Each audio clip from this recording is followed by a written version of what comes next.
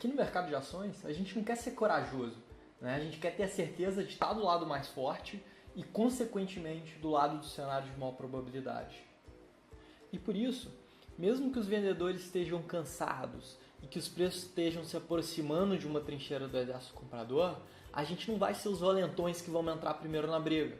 Nós vamos deixar que os compradores que estão posicionados ali naquela trincheira, naquele suporte, façam isso primeiro e comecem a virar o jogo, para que aí sim a gente entre do lado deles. Porque quando eles provarem que realmente estão começando a virar o jogo, é aí que a gente quer entrar. E esse sinal de reversão que a gente quer ver, ele vai ser demonstrado pela formação de um candle de reversão para alta. Ou seja, um candle que mostre para a gente que o mercado estava caindo, mas que houve ali a reentrada da pressão compradora e que por isso o mercado provavelmente está quicando naquele patamar para depois voltar a subir.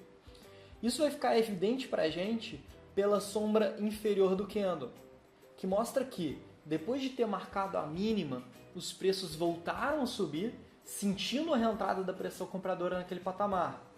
E se isso está acontecendo em cima de um suporte, isso é um excelente sinal, porque prova que naquele patamar de preços realmente tem muita gente querendo comprar o papel.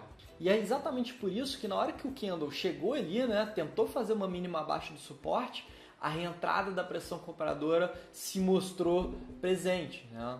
Se alguém ainda tiver ficado com alguma dúvida em relação aos candles de reversão para alta, eu recomendo que assistam a aula que a gente tem sobre o assunto dentro do módulo introdutório. Agora, para a gente, não basta só os candles, a gente quer ver outro sinal de reversão.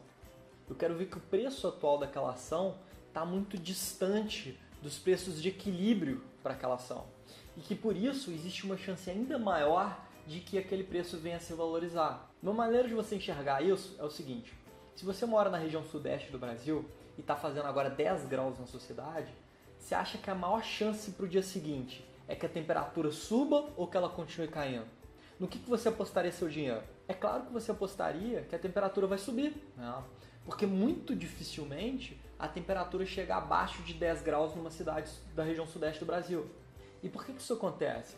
Porque a 10 graus a temperatura atual já está muito abaixo da média de temperatura que você tem para aquela cidade, né? Ou seja, da temperatura de equilíbrio da sua região. A mesma coisa acontece com as ações. E como a gente viu na aula sobre bandas de Bollinger, elas são um indicador ideal para te mostrar isso. Quem não estiver se lembrando 100%, eu recomendo voltar e assistir essa aula sobre bandas de Bollinger de novo.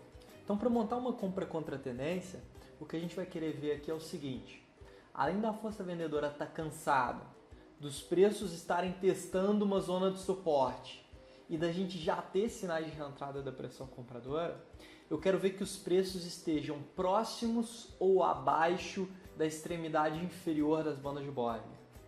Porque isso vai mostrar pra gente que realmente é uma situação completamente anormal, né? Que é quase insustentável que aqueles preços continuem caindo antes de voltar a subir. Mesmo que isso aconteça somente no curto prazo, né? Seja uma alta de curto prazo para depois o papel voltar a cair. E é nesse momento que a gente encontra a hora ideal para se comprar aquela ação. Vamos dar uma olhadinha em alguns exemplos práticos para que você possa entender isso melhor. Vamos voltar inclusive naquele exemplo que a gente estava falando de Elet 6 nos últimos treinamentos.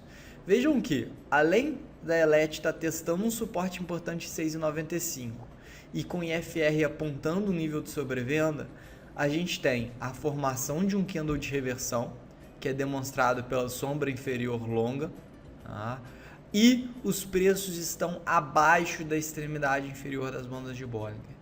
Então são dois outros fatores muito poderosos que corroboram a perspectiva de alta no curto prazo que era apontada tanto pelo nível de sobrevenda quanto pela proximidade de uma zona de suporte importante em 6,95. E o resultado disso vocês já conhecem. O mercado se valorizou aí 13% em poucos dias. Achei bacana pegar um exemplo só para a gente poder ir acrescentando camada em cima de camada. Mas vocês vão ver que dentro das operações recomendadas existem centenas de exemplos como esse que a gente poderia utilizar e que vocês vão ver a gente aplicando dentro de situações reais ao longo do período que vocês estiverem utilizando o Toro Radar.